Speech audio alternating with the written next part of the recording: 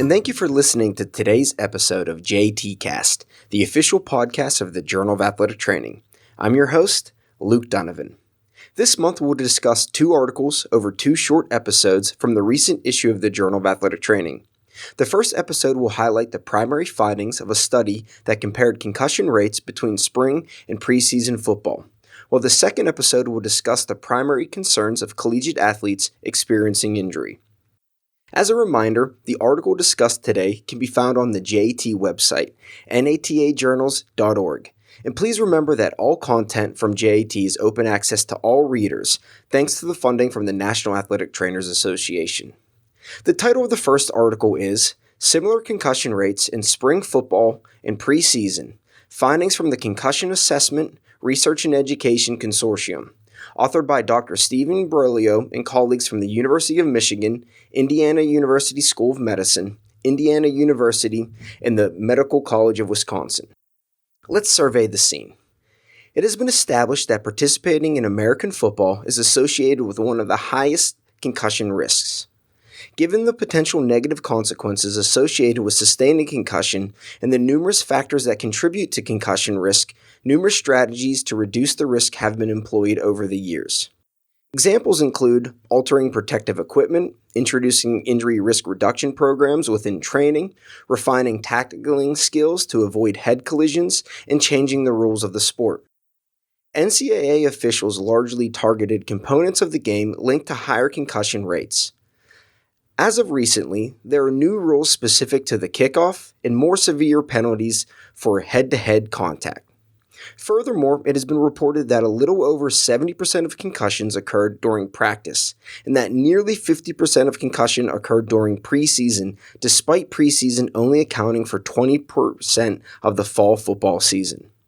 In response, the NCAA changed preseason rules and now only allows 25 practices over a 29-day period. Of these 25 practices, 8 practices may be in full pads, with no more than 2 consecutive days of being in full pads. 8 practices may include helmets and shoulder pads, while the remaining 9 practices are to be completed in only helmets. Another aspect of football that should be reviewed is the concussion risk during the spring football season. Presently, NCAA Division I teams are permitted to have up to 15 days of team practices across a 34-day span. 12 of these practices are allowed to be contact, where 8 can include tackling. Contact sessions may not occur on consecutive days. Previous studies that have compared rates of concussions between spring, preseason, and regular season football have conflicting results. As such, the purpose of the study was to examine concussion risk during the preseason, regular season, and spring season using a nationally representative sample of NCAA Division I collegiate football players. Across each spring, preseason, and fall season from 2014 to 2019, concussions and head impact exposures were tracked during practices through the National Collegiate Athletic Association, Department of Defense Concussion Assessment Research and Education Consortium, also known as the NCAA DoD CARE Consortium. A total of 19 NCAA Division I institutions participated in the study. Here are the results.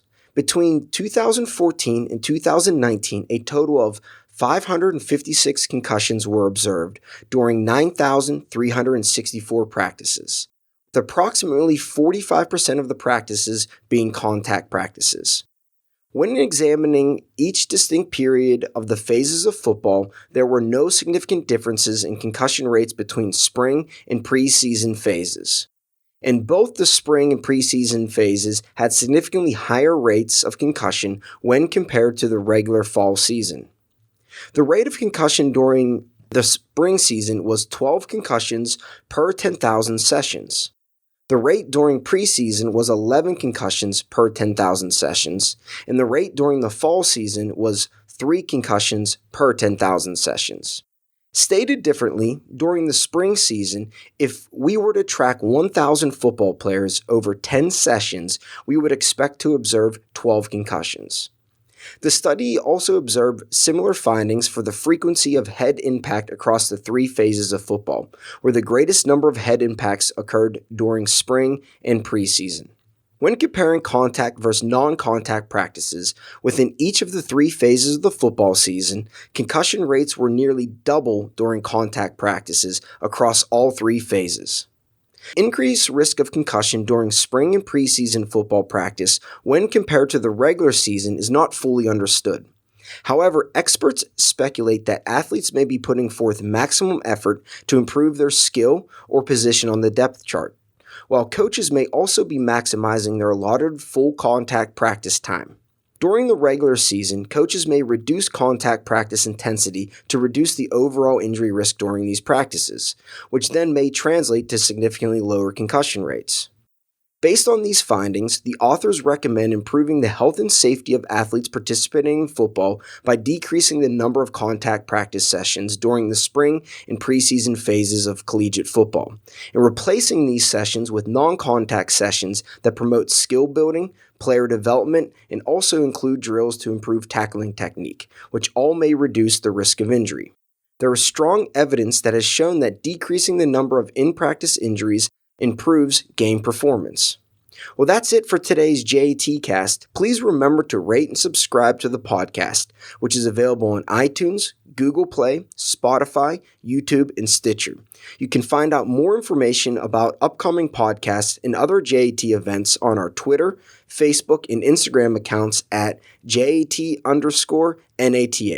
Thank you for listening and keep a lookout for our next JATcast episode.